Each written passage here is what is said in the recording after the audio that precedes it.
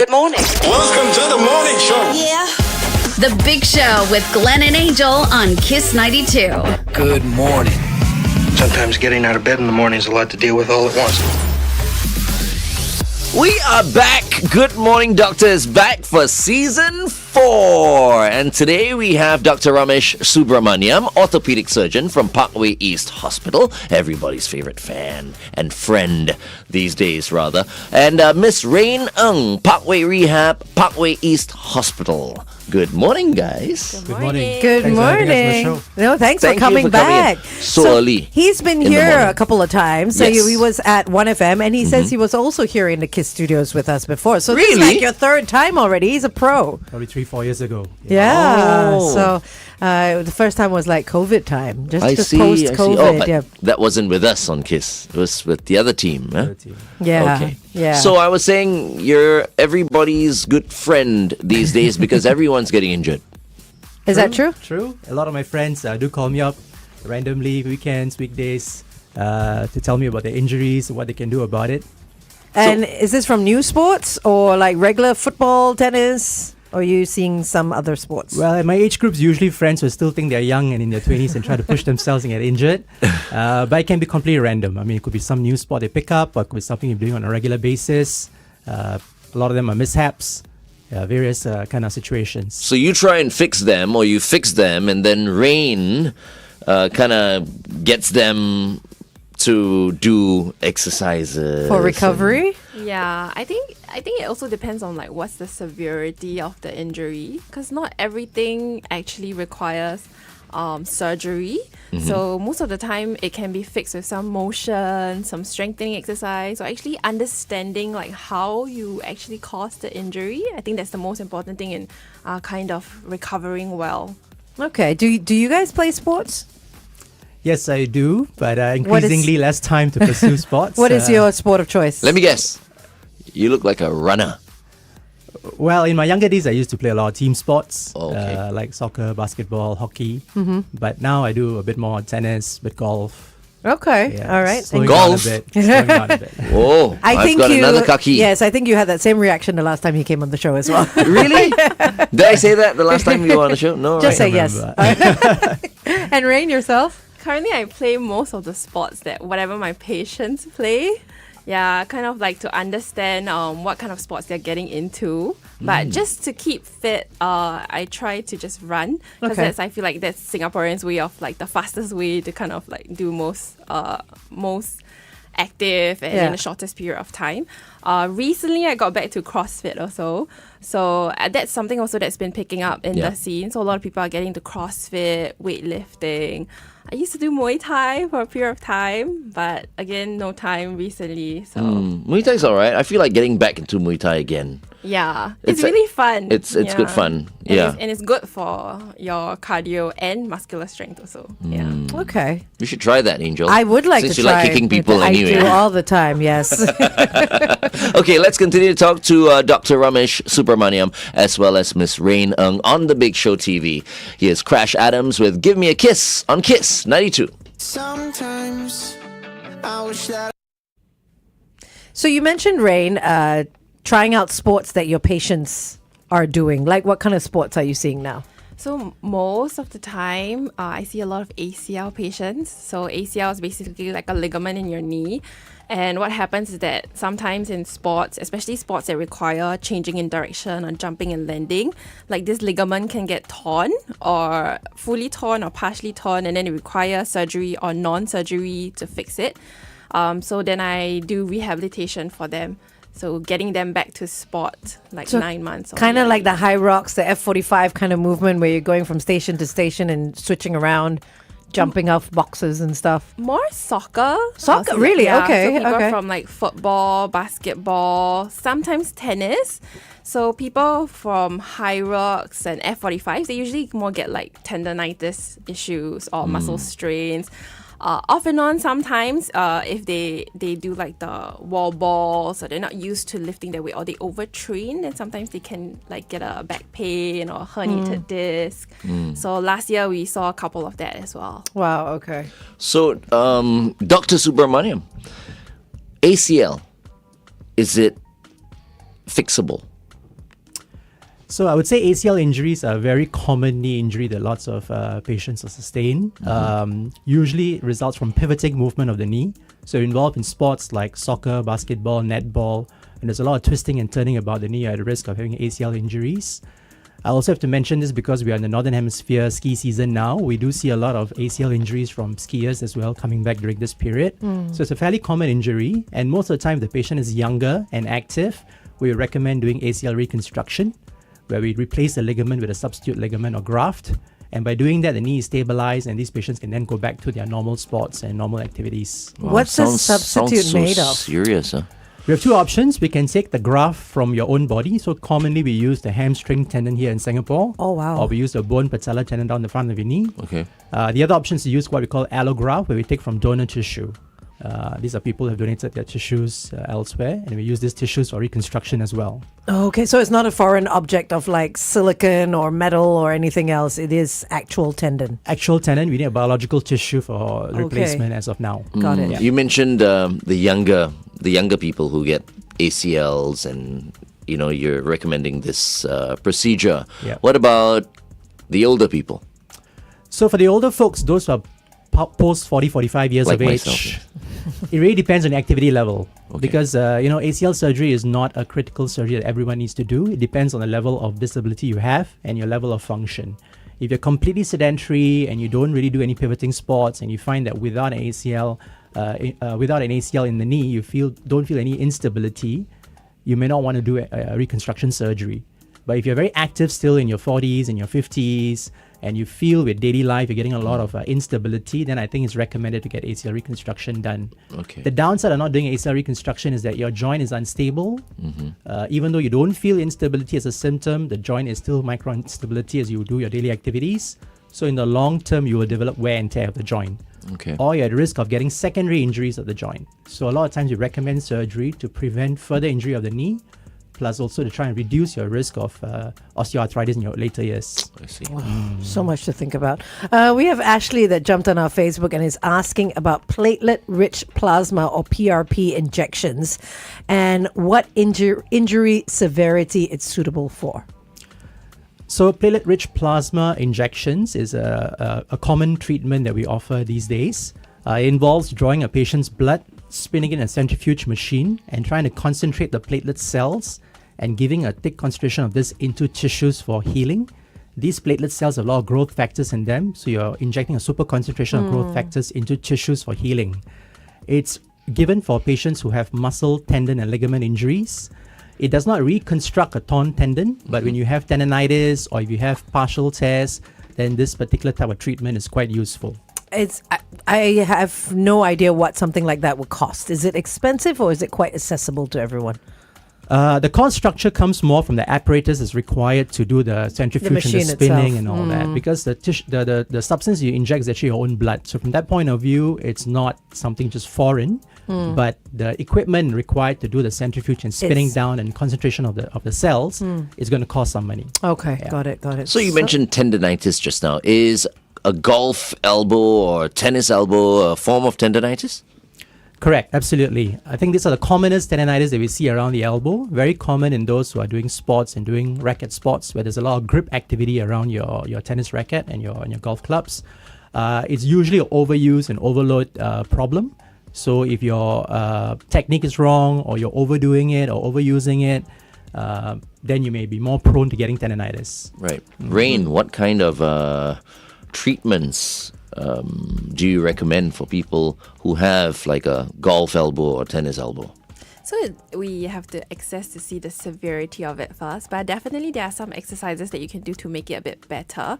Sometimes I will look at their, depending on what sport that they do, whether they need to readjust like their grip on the golf club or on their tennis racket, and then mainly basically some eccentric loading exercises to do as well to Okay. kind of strengthen the muscle. All right. I'll probably ask you that question again on air. Okay. Stand by. Better than you can.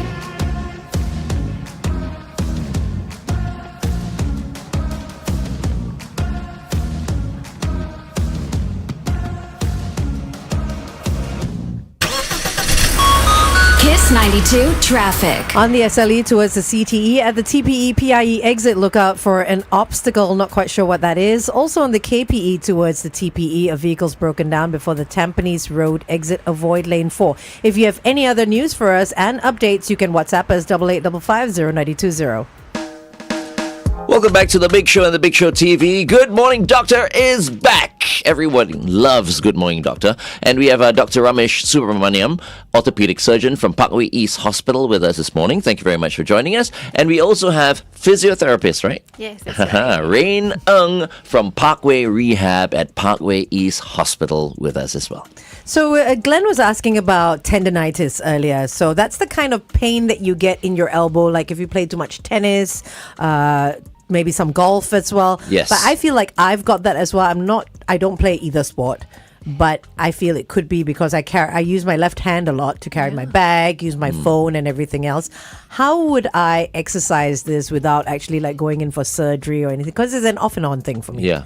So what can I do? I think the best thing to do is just to get it checked out first so you actually know the severity of it because there are different stages to it.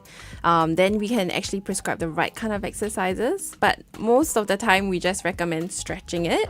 So stretching your wrists, stretching your elbows, doing a good warm-up, avoiding the activity that's causing the pain and doing something to strengthen the muscle in the lengthened position. That's usually helpful. But you're right, not everybody who plays like tennis or golf actually gets tennis elbows. There are a lot of like housewives who does housework, who do a lot of like squeezing movements. They also can get tennis elbows. Or even like washing the dishes and all that. Just constant movement, is that what causes it?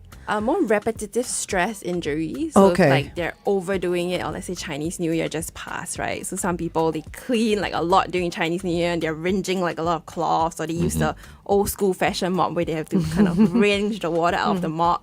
Yeah, then I think that's more prone to them like overusing the muscles that they're not used to training at such high intensity. Got it. Right. Yeah. Okay. So, doctor, do you see more and more cases of tendinitis in these forms? Because I feel like, when I go to the golf club or I've started to play paddle, many people have these problems and they tell me that it keeps on coming back. Why does it keep on coming back? It's true. I think you talk to anybody with tendinitis, they tell you it's a very up and down journey. There are good weeks and there are bad weeks. A lot of it is due to overusing it and over straining it. Repetitive use is definitely a big trigger for this kind of pain and problems. With regards to racket sports, most of the issue involves poor technique or the grip activities on your see. rackets. So if you're playing paddle, or you're playing tennis, and there's a lot of grip, then you tend to develop it. We also see it very commonly in those of age groups 40 and 45 and above. Because when you're young, the collagen within your tendons is good quality.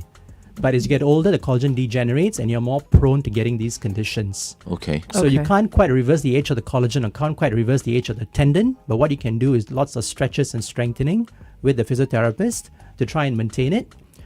Once you go through the therapy treatment and in future you have recurrences or pain, a lot of patients learn how to self-manage. They know what kind of stretches you need to do, what kind of strength you need to do, how to hold the racket, how much to play in a week before they get these symptoms. So they kind of manage themselves for the long term.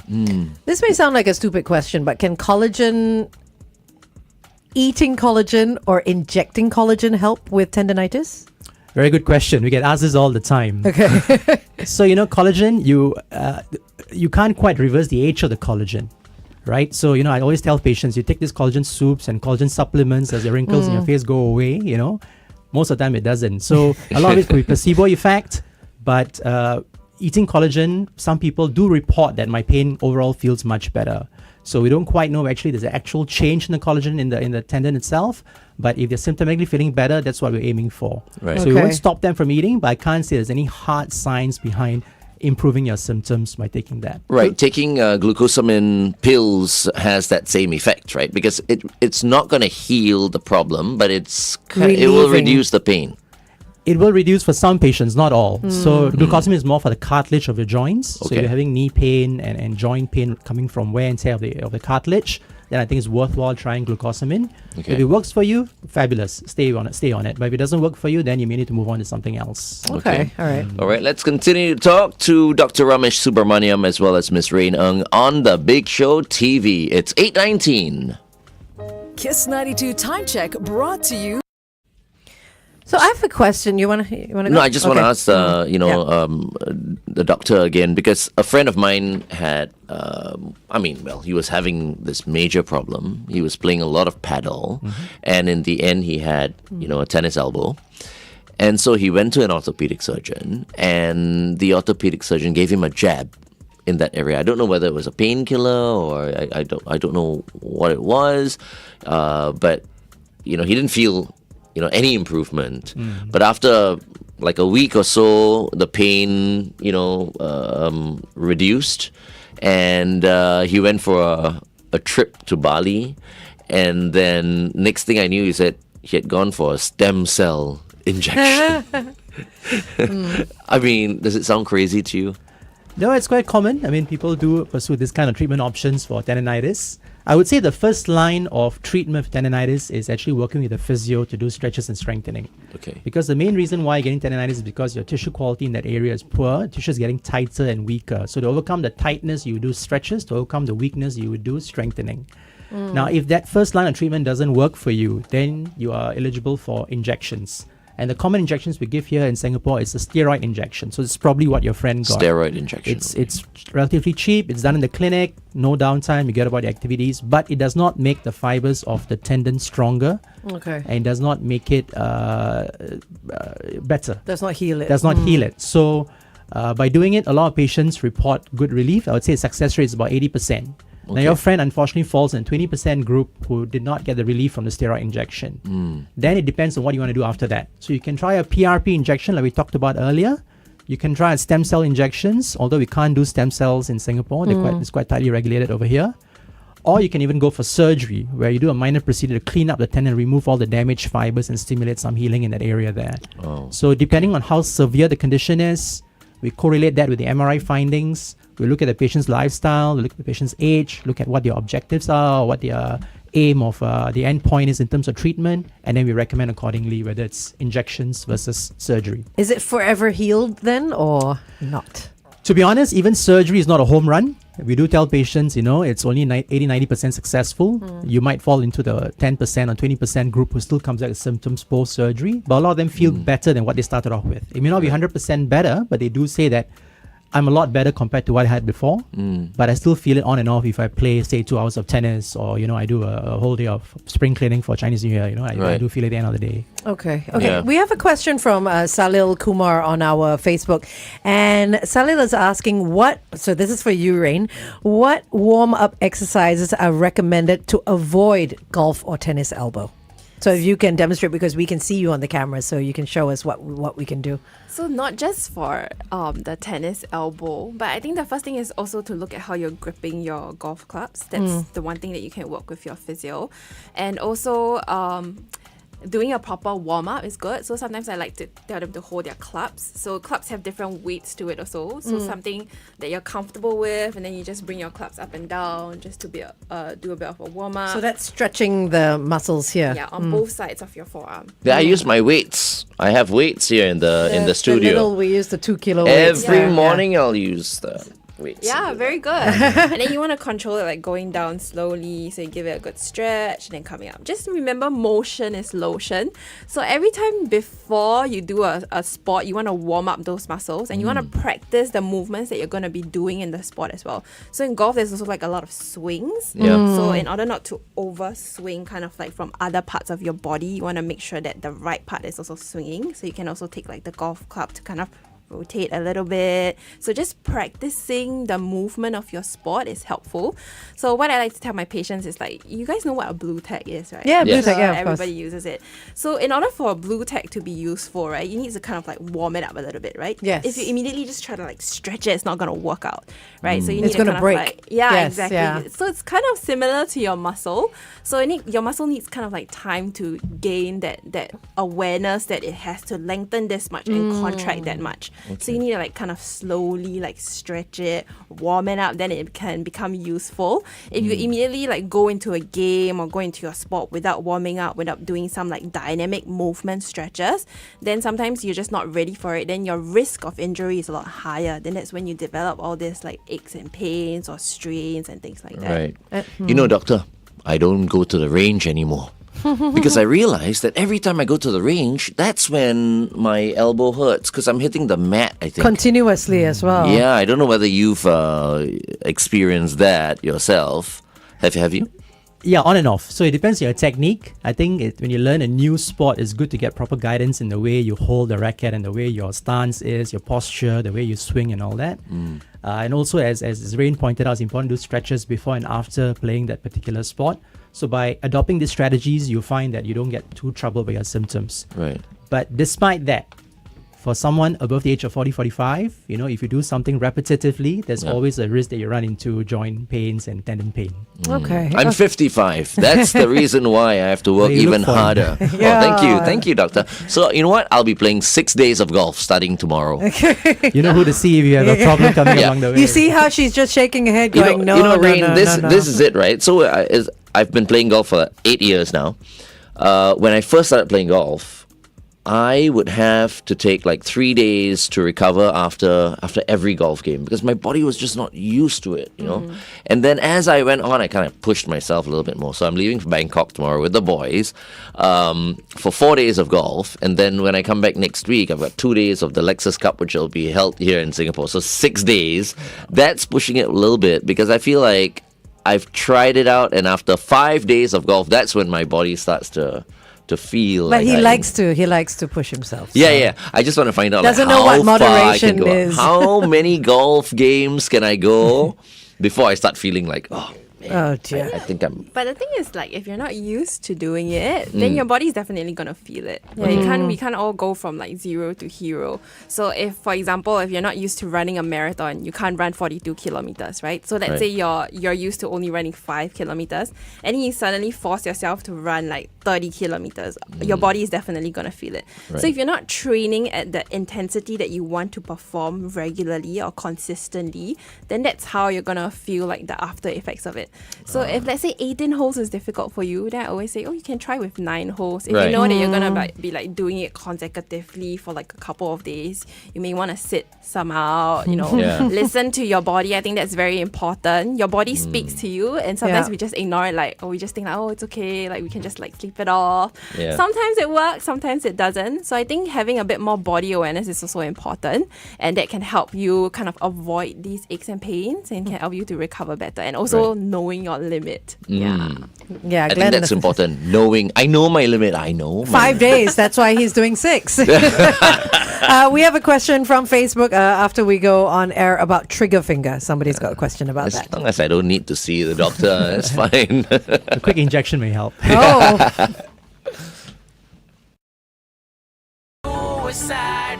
Suicidal when you say it's over. Damn, all these beautiful girls, they only wanna do you dirt. They'll have you suicidal.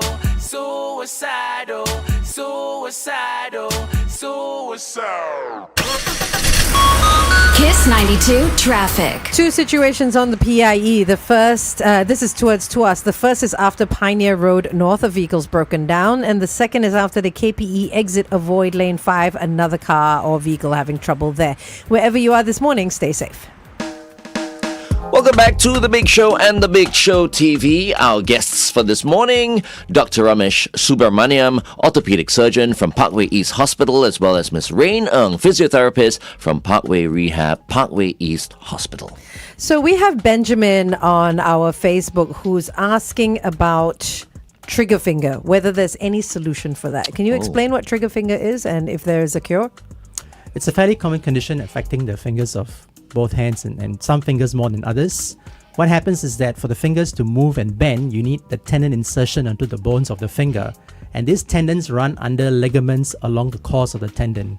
And there's one particular ligament called the A1 pulley that can get very thickened, mostly as we get older, or if there's any water retention, or you're doing some repetitive loading on your hands, you can develop thickening of the particular ligament. And when the ligament is thickened, the tendon gliding under the ligament is impaired.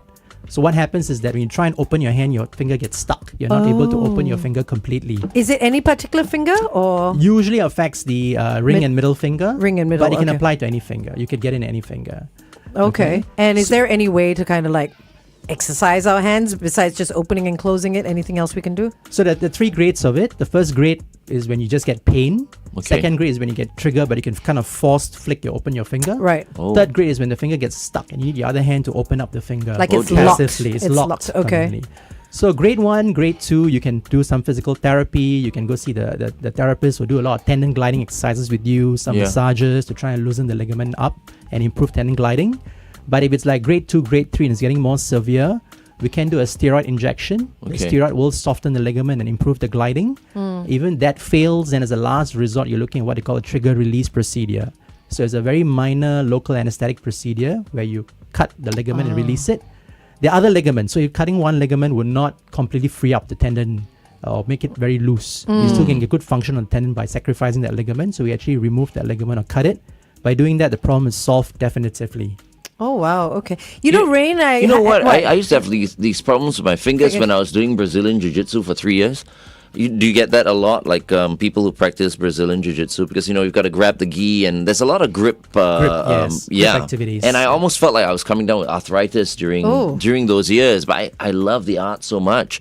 Thank God my fingers. Like you're all right. fine. I think I may have even dislocated my last finger a few times. Yeah. But thank God. Cracked it back in. Everything's okay. Rane, I just have one last question for you. Stretching versus warming up. Like we've spoken to a lot of physical trainers and stuff like that, and they say you don't stretch before working out. You warm up before working out and stretch after. But I see a lot of people stretching before working out and then stretching after as well during cool down. So what is the right thing to do before physical activity? Yeah, I think people have the wrong concept about stretching. So there are actually different kind of stretches. So when you think of a stretch, people think like, oh, you hold the stretch and then you just like do that.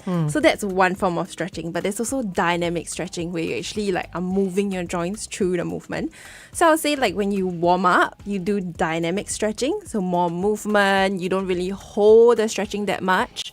You kind of like, so for example, this is like a holding stretch. You just hold it there versus like if you keep moving, then that's like dynamic stretching. Okay. Yeah, so you incorporate dynamic stretching into your warm-up and then static stretching after your exercise to kind of maintain that muscle length. And then it helps to reduce your chances of like getting prolonged periods of muscle aches as well. So it's all about understanding what your muscles are actually doing. Yes, correct. So not stretching before is not wrong. It's just what kind of stretching that you're doing. Yeah. Right. So always remember the blue tack analogy. Okay, Yeah. I like that. That's the easiest way to remember it. Okay. I like Before we let you guys go, Doctor, would you like to say anything to people who are working out really, really hard these days, and how perhaps they can reduce their chances of getting some permanent damage? Well, I wouldn't say stop working out. I think exercise is very important. It keeps your tissues moving, maintains your cardiovascular health. So from that point of view, it's important to continue working out, but you got to understand and listen to your body. The right preparation is usually important in terms of proper nutrition, hydration, wearing proper shoes, choosing your playing surface to make sure that you choose something that's appropriate for you. And along the way, if you're pushing yourself too much and you get pain, then it's good to get it evaluated by a medical professional. And also don't push yourself beyond the pain. A lot of people think pain is gain, but if you're getting pain in joints and you start seeing swellings, then it's not a good thing. Yeah. Some pain in muscles because of overusing it. It's important for muscle strength and development. But I think if it's too much pain, you should back off and get some help. Yeah, that no pain, no gain is like a bit old school. Yes, it is very. And Rane, very, very quickly, for people who are looking for ways to recover after an event like high rocks, for example, what advice do you have for them? I'll say active recovery is also important. So I personally don't believe in just like not doing anything. So knowing how your body feels can also direct you to do certain things that make your body feel better. Whether is it on nutrition, proper hydration, getting the right foods in, getting adequate rest, but also at the same time not doing anything. Taking a longer time to stretch. Some people after an intensive event, they also like to go for a sports massage to kind of release everything. Then they can go back into like doing yoga to stretch it out, or Pilates to do like very gentle strengthening and just still loading the muscle, so the muscle's not like totally getting contracted too much and you feel like difficult to move. So I think understanding how your body feels and what your body needs is also very important to determine like how you want to recover. And then you talk it through with, let's say if you're already seeing your physio, you can talk it do with your physio, and then they can also give you the right kind of exercises to do. And remember the blue tack analogy. Yeah. Yeah, you're a good physiotherapist, Yeah, I can I tell. like it. And you're a very good doctor. Yeah. That's why we have them here on Good Morning Doctor. Of course. Thank you very much, Thank Dr. Ramesh Subramaniam, for joining us this morning, as well as Rane. Thank you so Thank you much. for having Thank you us. for having the show. If you guys need help, you know who to look for now. Dr. Subramaniam as well as Rane. All right, thank you so much. This has been Good Morning Doctor. Thanks for prioritizing your family's health and tuning in to Good. Thank you, guys. Thank you. Thank you so much. That was fun. That was fun. That was good. Very informative.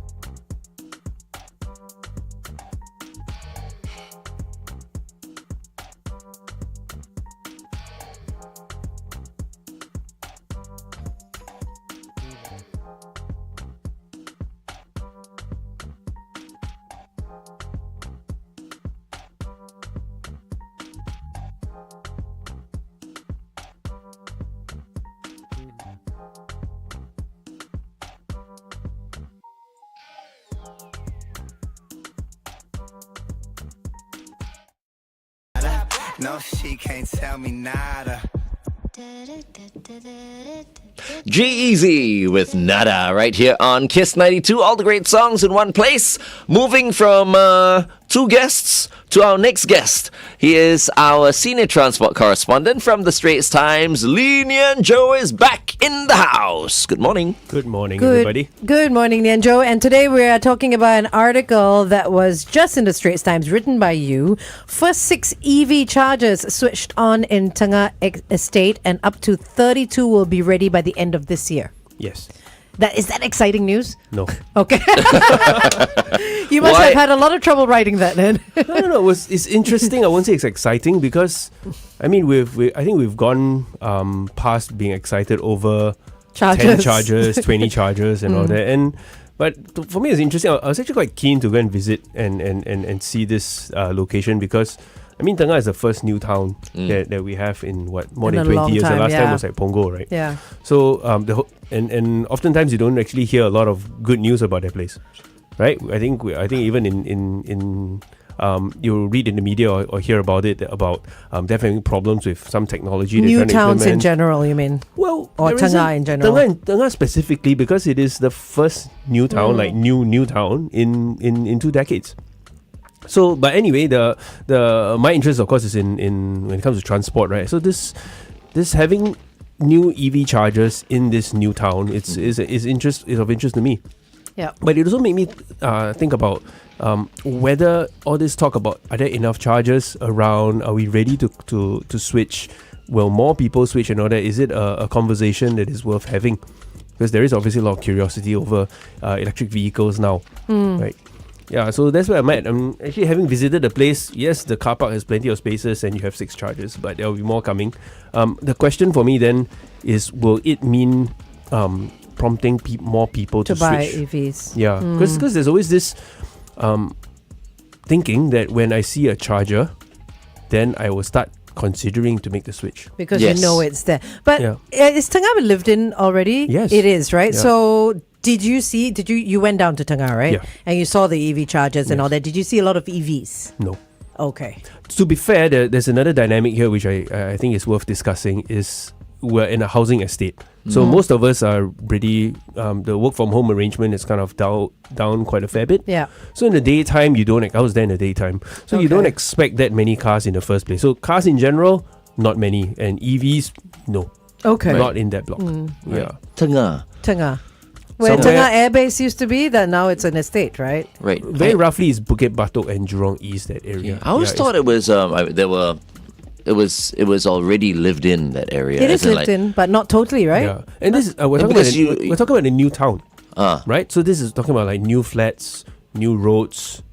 And before that, there was nothing there. So Mix of there was, of course, you have the airport, right? airbase, yeah. Yeah, then you got all the other things. So the airbase is not there anymore. No, it's gone long it's at the gone. fringe on the other side. Oh, The I other keep side. on hearing people talk Yes. about Tengah Air Base. Yeah, Tengah Air Base Is it is- because when they refer to that area, they always mention Tengah Air Base? So Tengah Air Base has gone to Tengah make is, way. Tengah Air Base is further west. Is it still there? Tengah Air Base? I thought they removed it. No? There. No, that's what Spreading I false thought. information, No, I'm not Angel. spreading false. Angelique, You Nicolette, stop it. Tjoe. Now you're confusing me. Can we stick with See, the EV women topic now, always please? confuse men. Focus, This is the problem. focus. Okay. EVs Go ahead. and chargers. Yes. Okay. Okay, fine, Yeah. fine. You're here to focus. I Keep tried. us focused as well. Yeah, so You want to go? Up to you. Wait, are we on the Big Show TV or Nope. what? We're on live. air. Yes, that's right. I love Exactly. everyone is like Happy confusing Tuesday. me now. Okay. Let's continue to talk to Nian on the Big Show TV. The Big Show with Glenn and Angel. No, I was always under the impression that Tengah Air Base had moved, or was that Seletar Air Base is moving? Seletar Air Base, the airport will eventually move. Sorry, not the air base, will eventually move as well because of Terminal 5. well, I mean that's another prickly topic because Terminal 5 is still on the way. Yeah. And quite a fair bit down. Away. That's Okay. Yeah. But back to this charger business, right? I think one of the questions actually was quite fun doing this piece of news because on one hand it feels quite simple. I mean it's 6 new chargers, maybe up to 32 by the end of the year. But then I have colleagues who are going through the articles as part of the writing process and go like, hey, how long does it take to use these chargers again? Because one measure is that, so I found how long it takes to fill up a very popular electric vehicle. It says, well, according to the spec sheet, right, it's 9.5 hours. Wow. Yeah, that sounds like a lot, right? That sounds like overnight It while is, you're it asleep. is. Yeah. So by design, and I don't think that's actually a problem per se if you were actually an EV user. Yeah. Why I say that is that oftentimes, number one, you would, unlike your phone that you can go, hey, my phone is flat, like zero, it goes dark, right? You don't have that situation for a car. You're not allowed, it doesn't make, it's inconceivable that you drive your vehicle to 0%. Yeah. So you never charge from 0 to 100. And then these the car companies actually tell you actually the chemistry of EVs are such, the batteries are such, ideally you want to keep it to under 80%. Right? So that's whatever the science says. But in terms of your user behavior, you also do not say I'm going to do 400, 500, 600 kilometers before I plug in.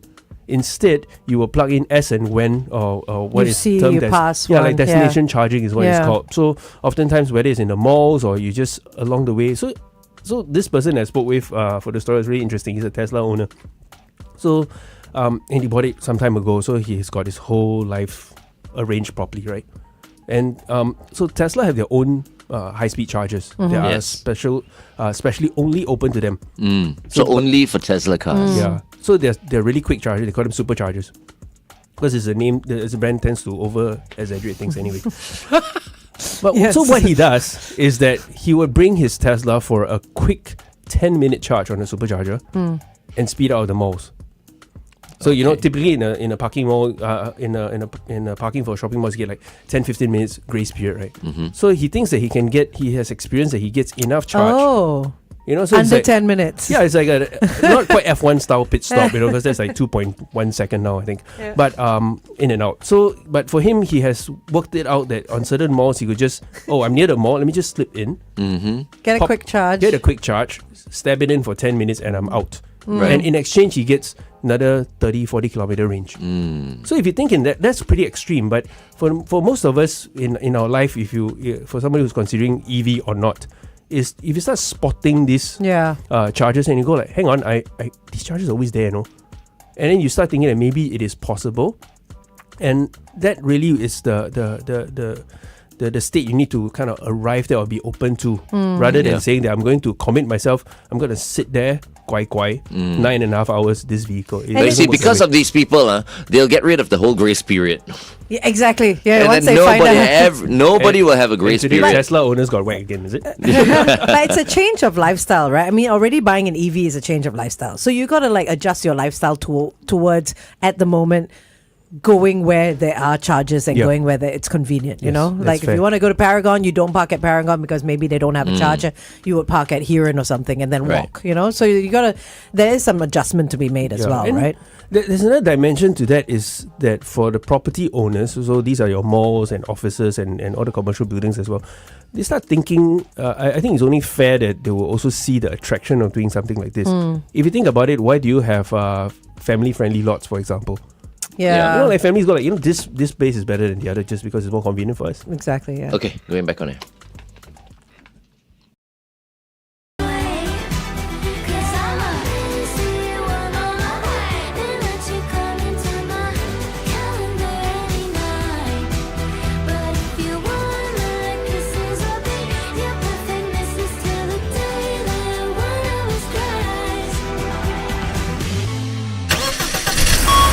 Kiss 92 traffic. Just the one situation on the PIE heading westwards to us at the KJE BKE exit. A vehicle's broken down. Let us know if you spot anything. It's 88550920. Welcome back to The Big Show and The Big Show TV. Our conversation with our senior transport correspondent, Nian Tjoe, this morning is all about EVs once again, taking Singapore by storm. We were talking about chargers and how, in order to cater to the growing number of EVs, we definitely need more chargers. Yeah, well, we're heading towards what, 60,000? Is that the total number that they're That's looking the at? target. That's the target, Yeah. right? So I think the last count last article about the total number of chargers, right? This is a mix of a combination of public chargers, which are those that are in HDBs and public areas. Then you have your apartments, your condominiums. You also have commercial buildings like malls. I think we are already nearing 20,000 by now. Okay. All right. So we're a third.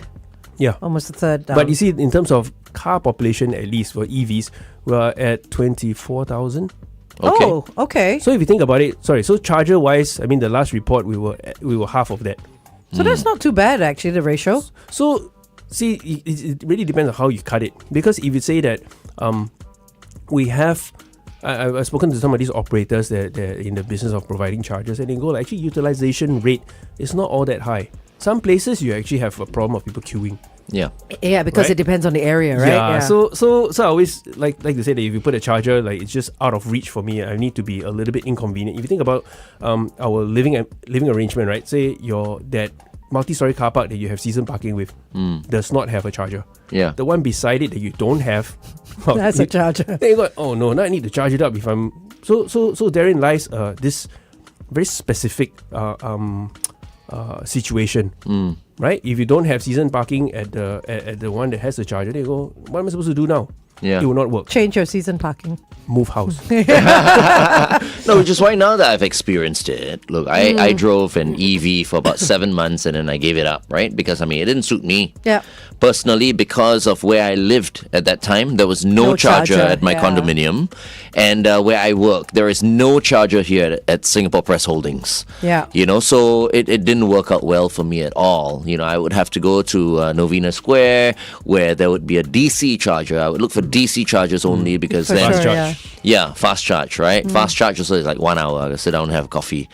But for many people who have chargers in their homes, who And have at work. access at work, Yeah. it's perfect. it's perfect. It's just that the timing for me was not right. I mean, if I go out right now and buy another EV, it'll work for me because where I stay right now, my condo has a charger, and that's all I need actually. Yes. Just charge it overnight. One at home, yeah.